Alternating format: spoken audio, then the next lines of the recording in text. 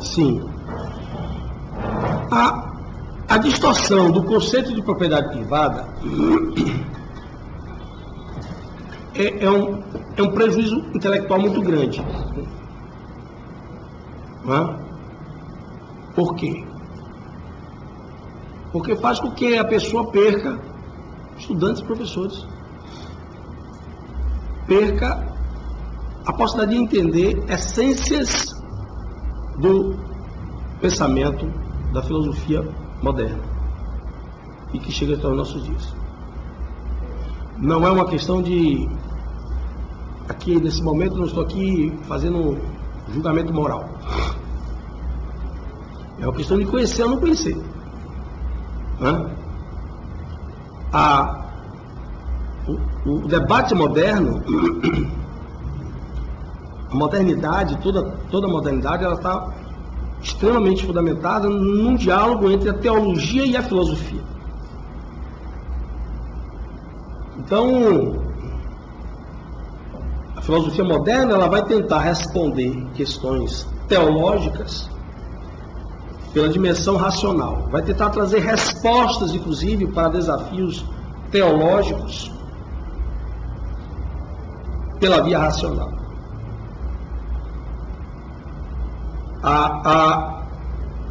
É a filosofia moderna que vai transformar, né, a ideia, o problema do mal no sentido religioso e vai tentar ressignificar isso. Deus existe? Se existe, por que existe a maldade? De onde é que vem o mal? Né? Se Deus existe, por que determinadas coisas estão acontecendo? Isso são questões teológicas que estão caminhando desde a Idade Média, que penetram pela chamada modernidade, mudando, digamos assim, uma estratégia de concepções e respostas, fundamentos. Então você vai ter exatamente, né, a chegada de uma nova possibilidade. Bom, se Deus existe ou não, não sei. Não estou falando de mim, estou falando dos caras lá. Né? Se Deus existe ou não, não sei. Pode ser que sim. Alguns deles até acreditam em Deus. Mas também aí já começa aquele debate sobre o Messias. Você vê que muitos autores até dedicam o livro a Deus. Mas não acreditam na ideia de um retorno. Exatamente a questão da maldade. Nós já fomos no discurso do paraíso, acabou a conversa. Olha como está aí, cada vez mais tudo corrompido. Esse niilismo, esse pessimismo moderno vai ser cada vez mais forte até o século XIX, quando ele vai caracterizar mesmo o chamado niilismo e o existencialismo no século XX. Então, você vai começar a ver a concepção de maldade, o problema do mal, ser transferido para a filosofia como o problema da violência. O moderno vai perpassar a modernidade, discussões sobre a questão do mal, mas, fundamentalmente, vai perpassar a discussão moderna, essa concepção do mal já transformada, adaptada ao problema da violência. A concepção do mal seria algo muito abstrato, permanentemente teológico, e aí, a pergunta é: o homem é ou não um ser violento? E a resposta geral é sim. Rousseau é que vai inovar no século XVIII com a ideia do bom selvagem. Mas, na modernidade em geral, a concepção é que o ser humano é violento, sim. E aí vão mudar o quê? Os graus de concepção de violência. O Locke, por exemplo, vai achar que o ser humano não é tão violento assim. E ele vai acreditar que seria possível permitir maior grau de liberdade. Já Hobbes não tem tanta confiança no ser humano, né? E por isso ele vai escrever o Leviatã, onde ele vai defender um Estado mais, digamos, autoritário, um Estado mais intromissivo. Porque ele já não vai ter tanta confiança no ser humano quanto Locke tem. Os dois são contemporâneos. Ingleses também. Então, essas questões modernas, elas são fundamentais para vocês entenderem, né? Porque hoje, por exemplo, quando você está discutindo Estado, intervenção do Estado, o Estado intervém ou não intervém, isso não é novidade nossa, né? E nós no Brasil temos uma tendência muito grande a pedir intervenção do Estado, por conta da nossa formação. Só que não existe almoço grátis. Quando você pede Estado, você tem que pagar imposto para pagar a intervenção do Estado que você está pedindo. E também quando você pede lei, né? Quando você pede lei, você pede o kit completo. O Estado entra na sua vida, ele está limitando a sua vida. Por isso também se distorceu aqui a ideia do Estado mínimo, como se fosse um estado de abandono. Não. Isso é uma concepção completamente equivocada. Não existe isso. A concepção do Estado mínimo é exatamente o fato de se acreditar, já desde então, que o governo, que é diferente de Estado, mas vamos lá, governo e Estado, não saberia o que seria melhor para a sua vida, tanto quanto você. Ou seja, você sabe mais o que é melhor para a sua vida do que o governante. Então, por isso, lhe dá um grau maior de liberdade, para que você pudesse direcionar a sua vida de acordo com as suas concepções possíveis. Mas sempre levando em consideração a questão dos limites. Esse sempre foi o dilema. Qual o limite para essa liberdade? Qual o limite para... Diga. Para a gente compreender como surgem os direitos humanos e a proteção social. Sim. Aí você falou da questão das civilizações antigas, da judaica, da grega romana. Aí você falou da questão que essas civilizações elas tiveram não sei se foi indicações, mas que a nossa base de projeto mental surge daí. Sim. Sim. Aí eu coloquei que elas ajudaram no processo de socialização da população, tá correto? Sim, é a construção da civilização ocidental. Sim. Aí depois você falou dos direitos ligados à religião. Sim. Que era a base que se tinha naquele período. Porque o cristianismo ele surge para ressignificar algumas das coisas. Não, ele aparece e, como consequência, ele traz essa ressignificação. Sim. Aí o senhor falou também que... É porque, por exemplo, o pessoal fala assim, a família nossa é capitalista. Não é, nossa família é romana. Quando o senhor fala que... O nosso patriarcado, inclusive, está muito fortemente influenciado pela ideia de pátrio poder, que é romana. O que você vai tendo são ressignificações dessas concepções de família. E aí? Você falou dos estados, né? Surge os estudos em torno da razão. Ou seja, passa-se a entender que o homem pensa, né? Isso. Ele age, a partir daí tem um desvínculo Isso. com as bases que a gente tinha na religiosa. Sim, exatamente. E depois você falou dos estados absolutistas, né? A partir do século XVI, século XVIII, você falou dos estados absolutistas e falou do direito. Sim. O estado absolutista, qual o vínculo que ele faz com o direito? Ele passa a limitar já nos estados absolutistas ou a partir dos estados absolutistas se pensa nos limites? Certo.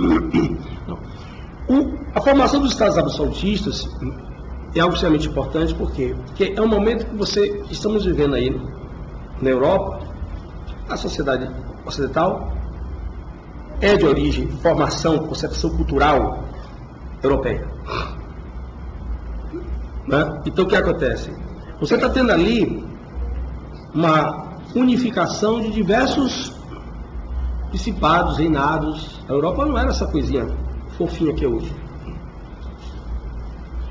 Então você começa a ter uma centralização do poder político através dos chamados formação dos estados nacionais, ainda numa concepção absolutista. Por quê? Porque monárquico. Os estados ainda eram construídos na sua estrutura monárquica e não republicana.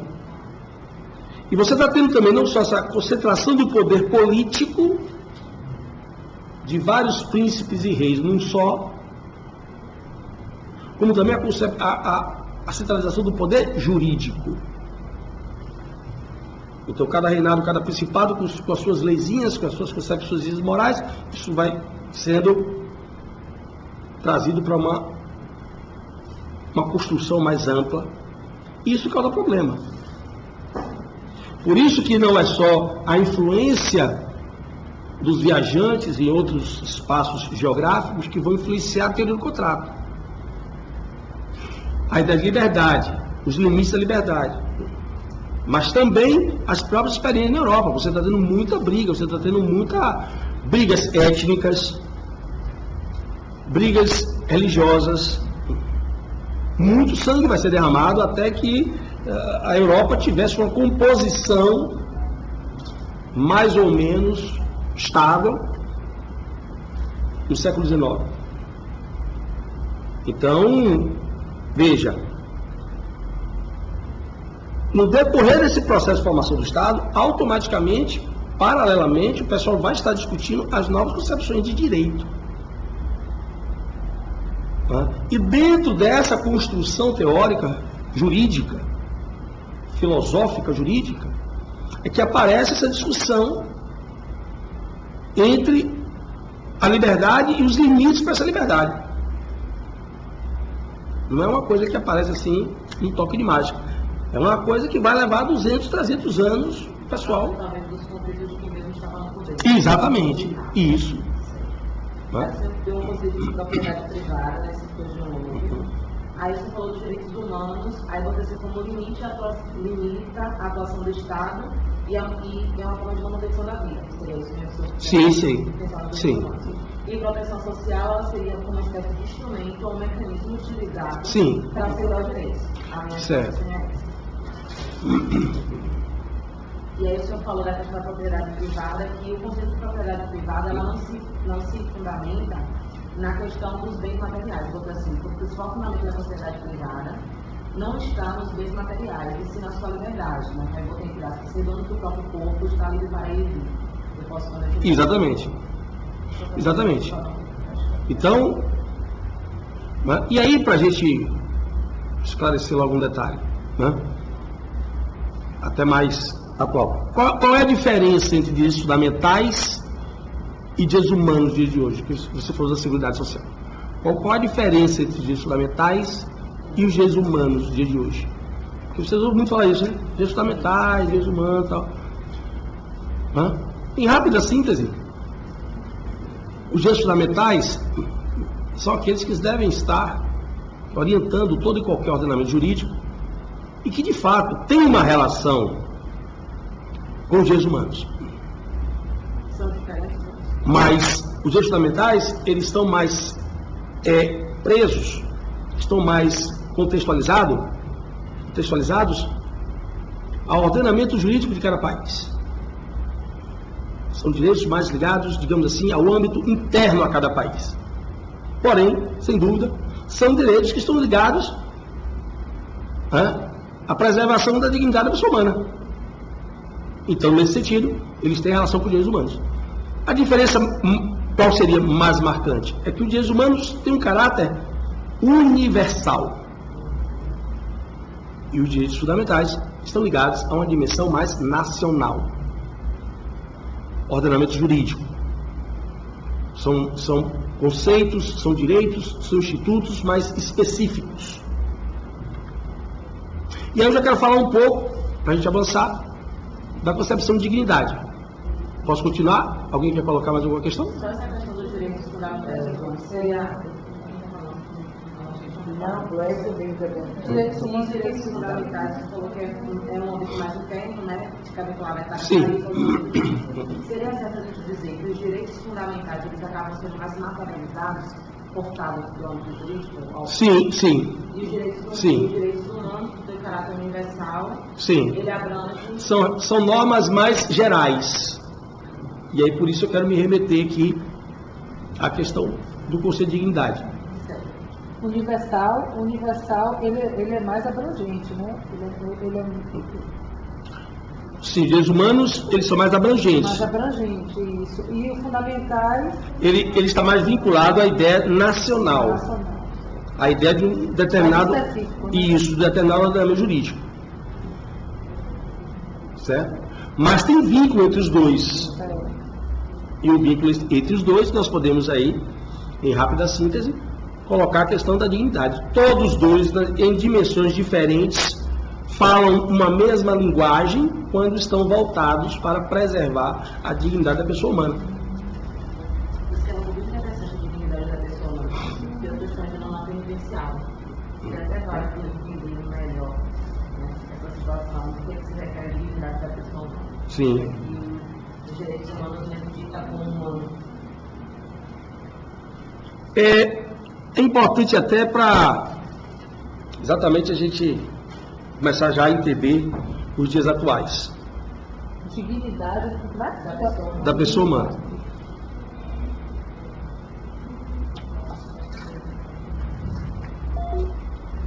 O que seria a dignidade da pessoa humana, professor? Você vai falar agora. Hein? A gente vai começar a falar agora.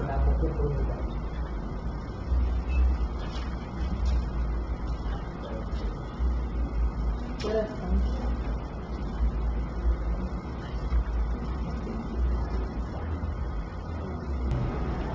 Bom, então nós vamos centrar agora exatamente na concepção do conceito de dignidade. É muito importante vocês entenderem isso. Né? Bom, o conceito de dignidade, ele aparece primeiramente na Declaração Americana de Direitos e na Declaração Francesa.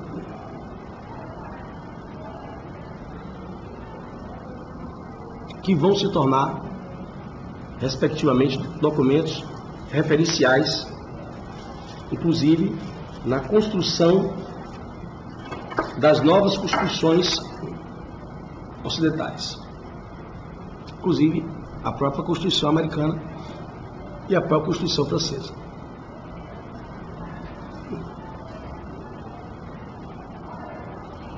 Nesse momento, isso é muito importante agora, né? A partir do século XVIII, que é quando nós vamos ter essas declarações, até a Segunda Guerra Mundial, preste bem atenção, nós vamos ter um conceito de dignidade, mesmo que com diferenças contextuais, mas ligados a uma mesma concepção. Uma relação de proteção entre o indivíduo e o Estado. Até 1948,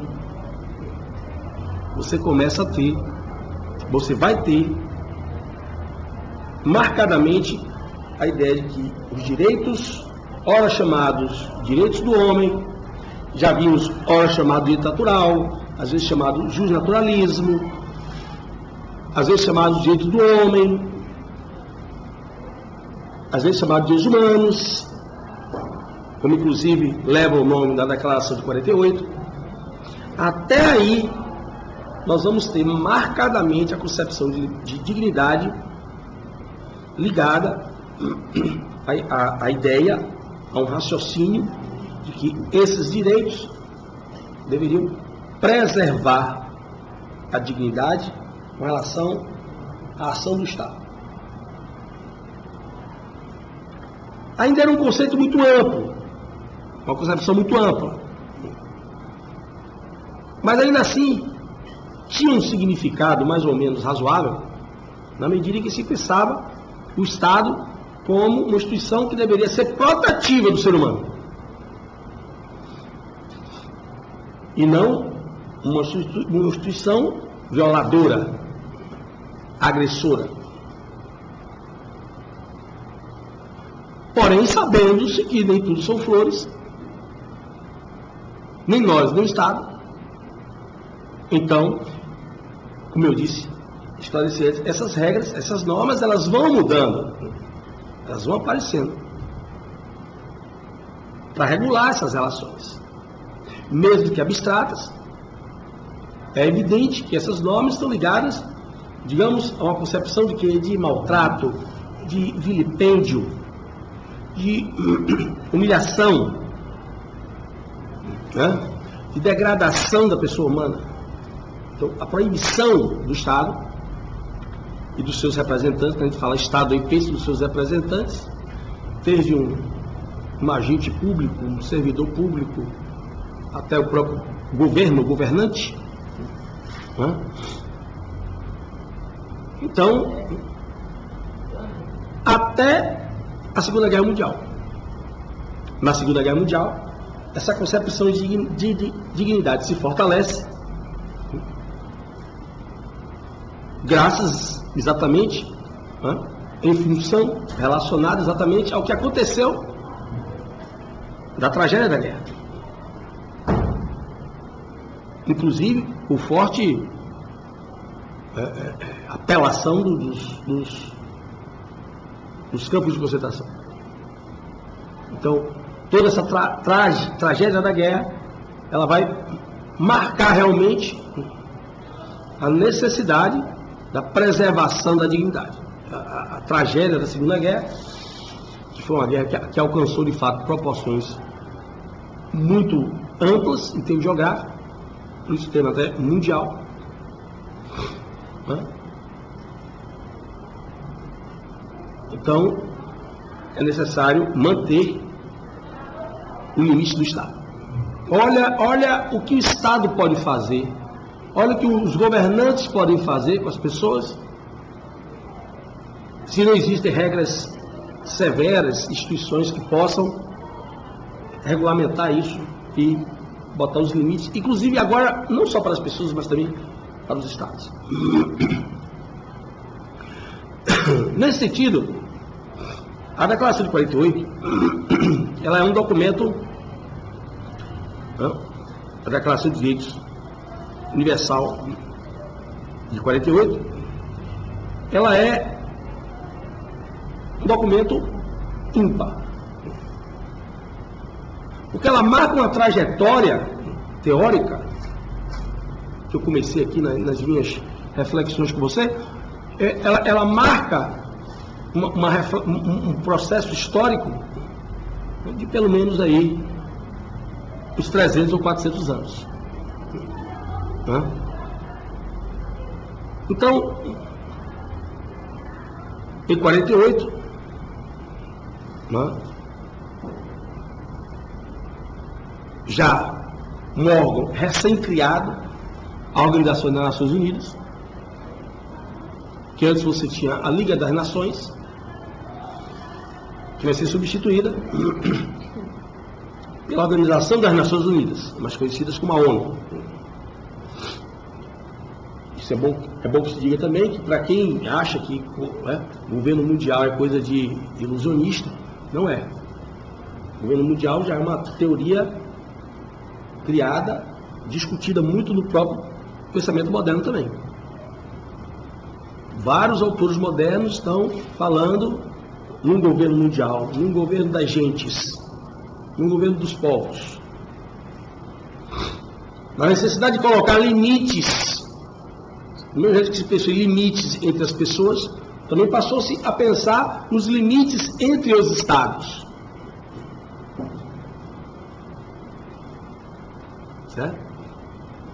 E a primeira experiência de concretização do governo mundial foi a Liga das Nações, na primeira metade do século XX, e a segunda experiência, fundada em 45, a Organização das Nações Unidas, que em 48 proclama essa Declaração de Direitos Humanos, que na verdade, correspondendo a esse devir histórico, o seu preâmbulo é a Declaração Americana e seus artigos a Declaração Francesa, adaptada, do século XVIII. Isso não é necessariamente um plágio.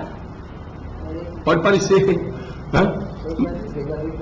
Uma nova maquiagem, né? E isso não é um plágio propriamente dito. Por quê? Porque na verdade é a consequência mesmo da discussão moderna. Não tinha muito mais o que acrescentar, senão fazer adaptações contextuais mesmo. Esses documentos do século XVIII ainda estavam válidos para o século XX. Tá certo? Muito bem. Por isso que aí você tem, né,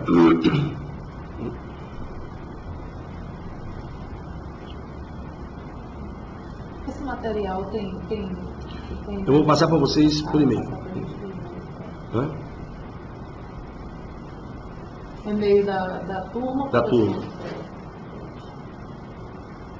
O senhor já tem o e-mail da turma? Vocês vão me dar daqui a pouco.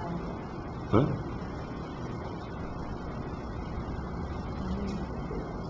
Então daí por que você vai pensar essa declaração como sendo exatamente essa construção teórica que vai estabelecer regras a partir das quais essas regras vão ser readaptadas, vão ser recriadas através principalmente de pactos e convenções oriundos dessa matriz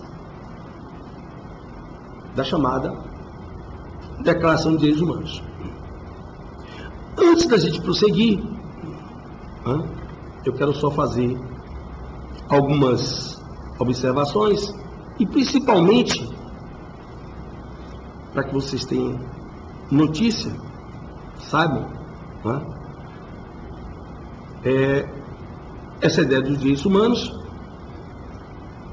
eles vão ser divididos para efeito de estudo em direitos de primeira, segunda, terceira, quarta geração, ou seja, para efeito didático, foi se construindo esses blocos, como que caracterizando mais fortemente determinadas épocas. Isso não quer dizer que tudo foi construído harmonicamente em todos os lugares da mesma maneira e ao mesmo tempo. Apenas a gente fala dos direitos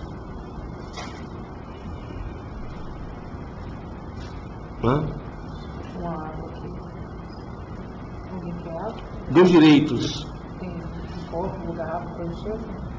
não. A gente fala dos direitos sociais ou prestacionais, como direito à saúde, que configura assim os elementos que vai marcar a transição do constitucionalismo liberal para o constitucionalismo social. Isso é extremamente importante. Por quê? Porque vai exatamente cobrar mais do Estado e governos a realização dos chamados direitos fundamentais.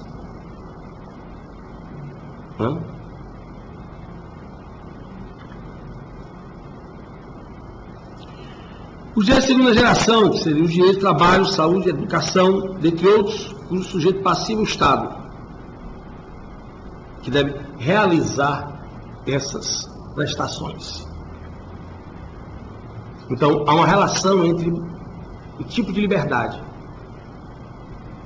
Há um momento em que o Estado, ele atua recuando para preservar sua liberdade.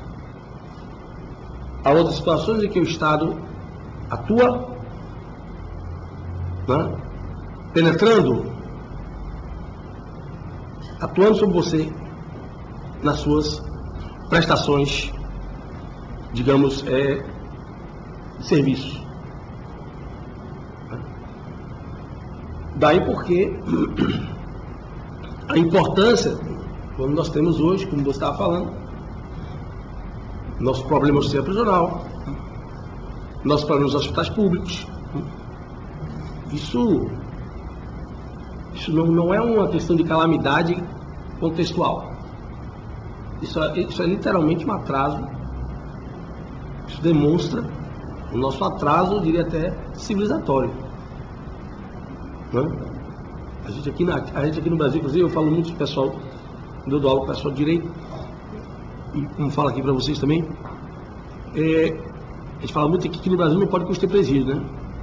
Esse pensamento da esquerda que construir presídio é coisa ruim. Isso não é verdade. Tem que se construir presídio porque isso é uma chamada lei de execução penal, que determina as regras administrativas para todos que estão ali compondo aquela instituição, apenados, funcionários, inclusive diretores. Então,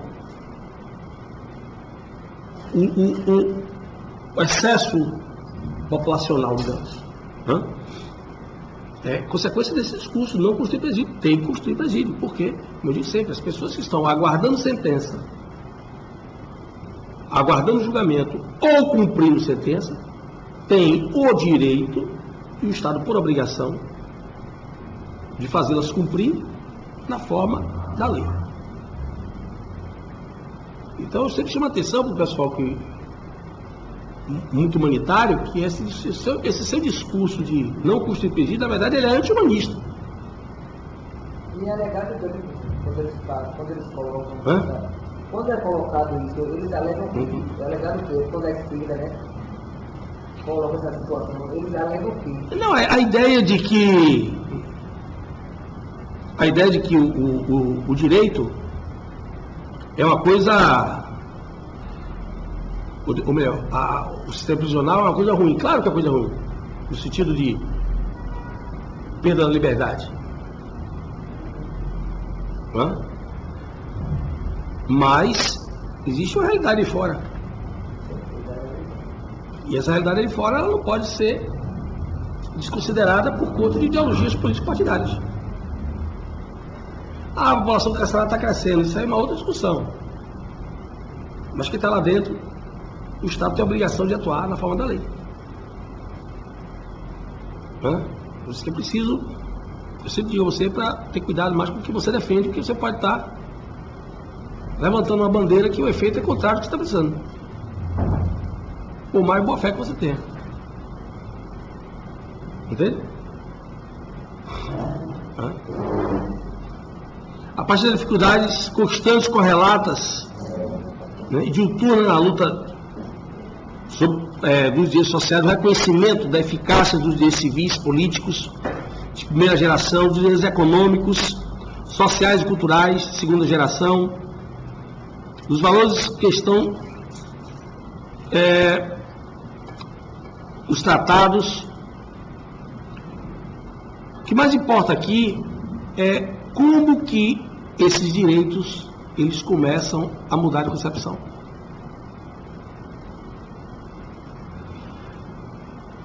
Essa mudança ela não ocorre de qualquer jeito. A ONU é uma instituição composta por uma série de órgãos.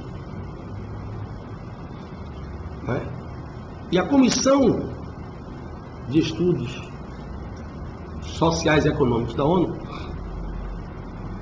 é um órgão interno muito importante. Só que ao contrário do que muita gente pensa, muita gente acha que são os Estados Unidos que mandam na ONU, né? Deixa eu lhe dizer que você está enganado. A ONU está sediada nos Estados Unidos. Os Estados Unidos banca boa parte do orçamento da ONU, mas ele manda inclusive muito pouco. Eu não sei se você sabia disso. Evite esse Jornal Nacional. É bom para você. Como é? Evite assistir Jornal Nacional. Isso é melhor para você. Certo? Na verdade, o poder que a China tem, o poder que a China e que a Rússia têm sobre a ONU são muito maiores do que os Estados Unidos. Esse poder de influenciar possibilitar em função de bancadas de produções? Sim. Duas coisas vão marcar a mudança na concepção de direitos humanos. A influência da China e da ONU, da China e da Rússia, dentro da ONU, principalmente, marcadamente, a partir dos anos 60, 70, onde cada vez mais eles vão infiltrar a ideia de que o crime não teria um elemento simplesmente psíquico, mas teria uma causa social. Isso é uma forma de direcionar o quê? A culpa do crime é do capitalismo. Isso é uma construção ideológica que pouco a pouco, neomarxista, que pouco a pouco ela vai se convertendo em doutrina fixa, né? E espalhada.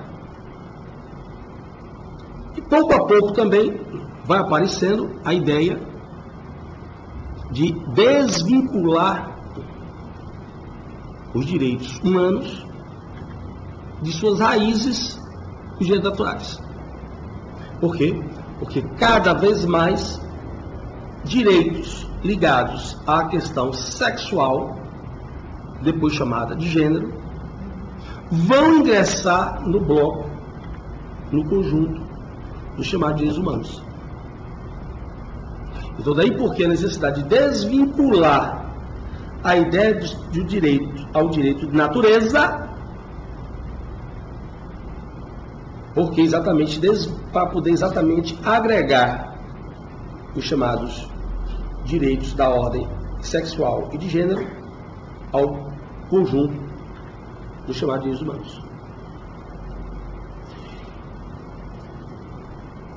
Aí entra um terceiro elemento, né? A ideia exatamente também de substituir na dialética burguesia proletariado, substituir a antítese proletário pelo bandido, pelo criminoso. Ou seja, se para Marx o proletário é vítima, é resultado de uma sociedade injusta, agora, numa adaptação desse raciocínio dialético, é o bandido que é a vítima e que passa a ser resultado de uma sociedade injusta. Daí porque você começa a ter a perceber, a verificar, inclusive dentro do direito, tanta resistência em punir o crime. Fala de novo, professor. Fala de novo. Estou raciocinando. Você vai ter a dialética marxista. Sim. Tese, toda dialética, tese, antítese. No marxismo, na dialética hegeliana marxista, a dialética do conflito, a antítese é o proletariado. O proletariado é a antítese do mundo burguês. O proletariado, ele é a vítima, ele é o resultado do mundo burguês. Do capitalismo. Dito injusto. Do capitalismo dito injusto. Pronto. Agora você tem uma adaptação disso, desse raciocínio dialético, a uma outra dimensão.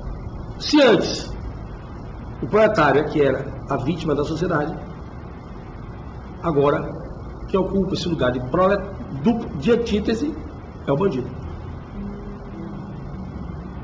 Então por isso agora ele passa a ser visto como vítima da sociedade, como resultado da sociedade injusta, e por isso você não pode punir o bandido.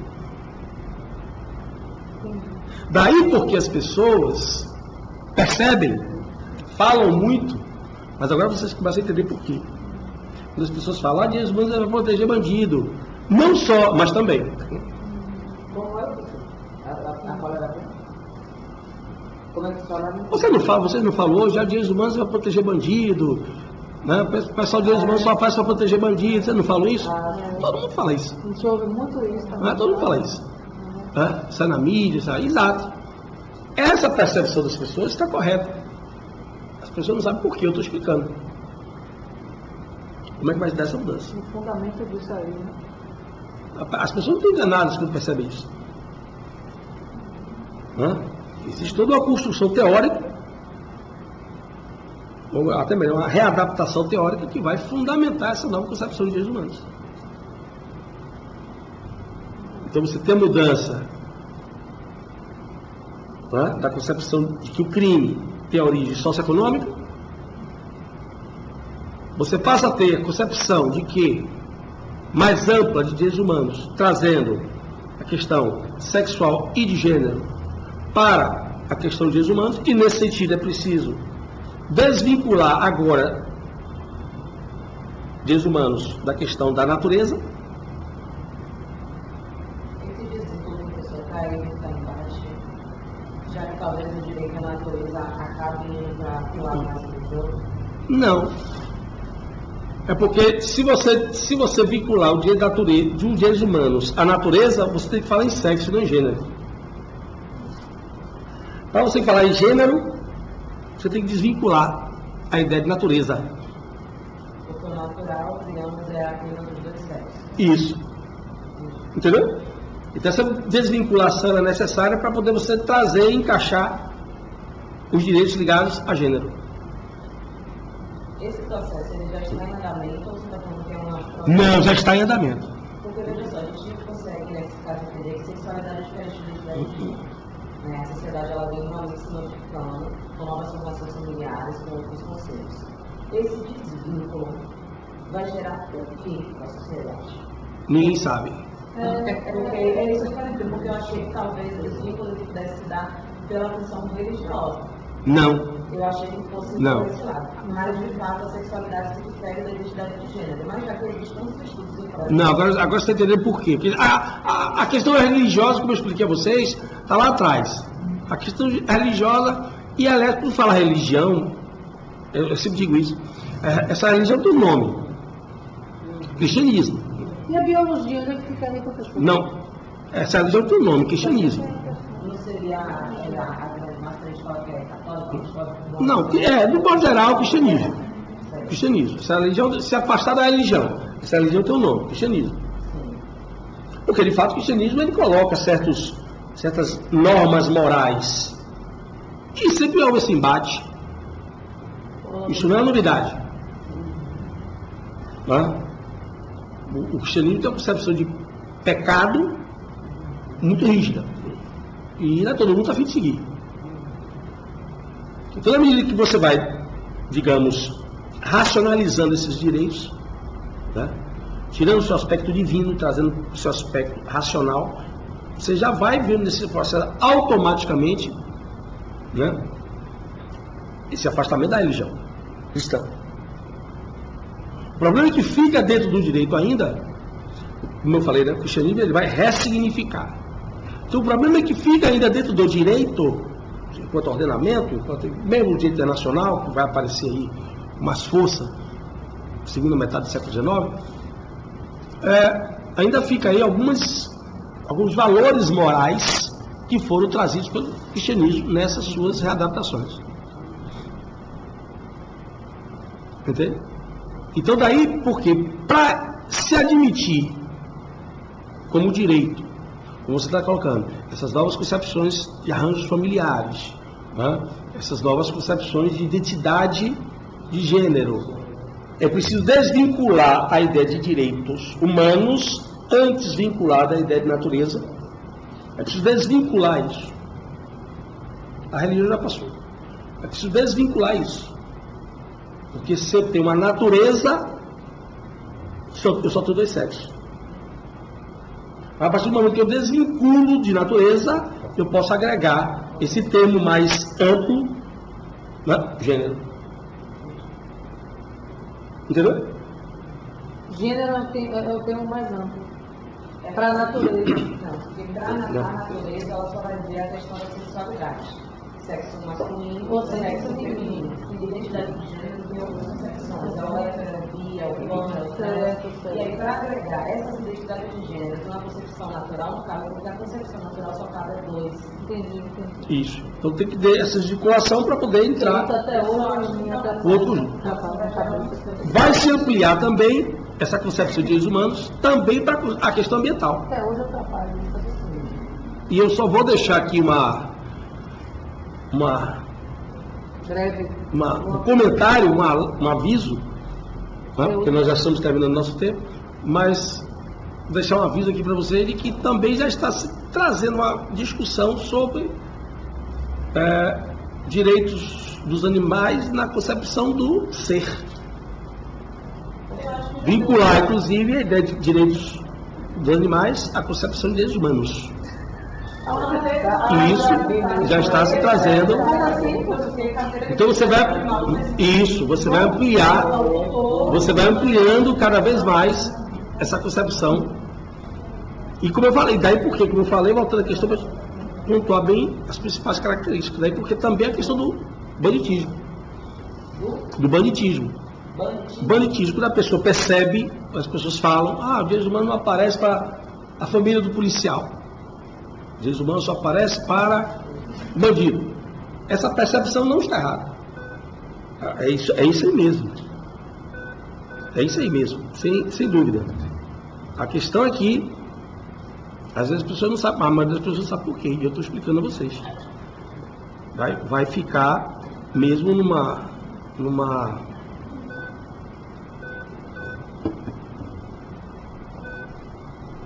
numa ideia de desvinculação da natureza para poder agregar esse novo bloco, digamos assim, esse novo conjunto da concepção de direitos. Você viu ontem, por exemplo, a questão do sujeito que ejaculou no pescoço da mulher. No ônibus. Né? No ônibus. No Rio de Janeiro. No Rio de Janeiro, né? Então, o que acontece? Você tem ali claramente... E solto, para uma criança solto. Você tem claramente ali um problema... Uma concepção... Você tem ali claramente uma concepção que mais, digamos, progressista, esquerdista do direito. Porque para ser considerado estupro, ele precisava ter uma outra característica. Houve ato libidinoso. É isso que eu ia perguntar ao senhor. Houve ato libidinoso. Estupro hoje não exige mais penetração carnal. Houve ato libidinoso. Ele ejaculou no pescoço de uma mulher que não queria isso. Foi contra a vontade dela. Então houve um ato libidinoso. Contra a vontade da vítima. Mas, para caracterizar de fato o estupro, é ali que entra a questão, precisaria ter o problema da grave ameaça.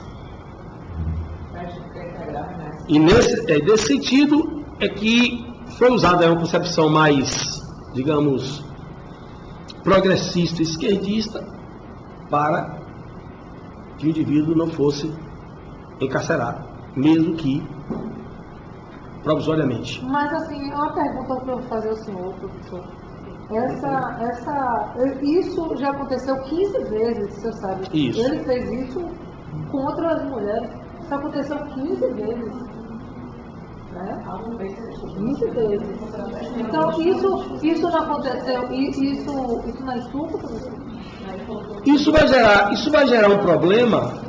Isso vai gerar um problema sério, porque uma hora alguém vai fazer alguma coisa. Então o Estado não pune, não toma as rédeas da punição, por conta de concepções ideológicas na formação hoje do mundo jurídico. Em algum momento ele vai fazer alguma coisa e que vai, né, implicar numa reação. Ele é um cidadão comum. E pode Não, ele é um doente. gerar o quê? Pode gerar que alguém venha cometer um crime por raiva do que ele está fazendo. Ou seja, alguém pode querer fazer justiça com as próprias mãos quando o Estado se absteve Exatamente. de aplicar a lei em alguma medida. Aí a lei vai ser aplicada, né? Quando... Exatamente. Aí a lei vai ser aplicada. Esse material também que eu vou passar para vocês, outro material explicativo, esse material aqui, o preâmbulo, aqui a própria declaração, o preâmbulo, que é a declaração americana, como eu falei. Aqui ele vai justificar o porquê da declaração, considerando, exatamente, vai justificar o porquê, seus fundamentos. E aqui começam os artigos. Desses artigos vão desabrochar, vão se desmembrar, que é próprio dentro do direito internacional, alguns pactos, algumas declarações, né, que vão ter que se tornar leis, vão interferir bem diretamente no ordenamento jurídico de cada país que assinar, que se tornar signatário, por exemplo, dessas convenções. Ok?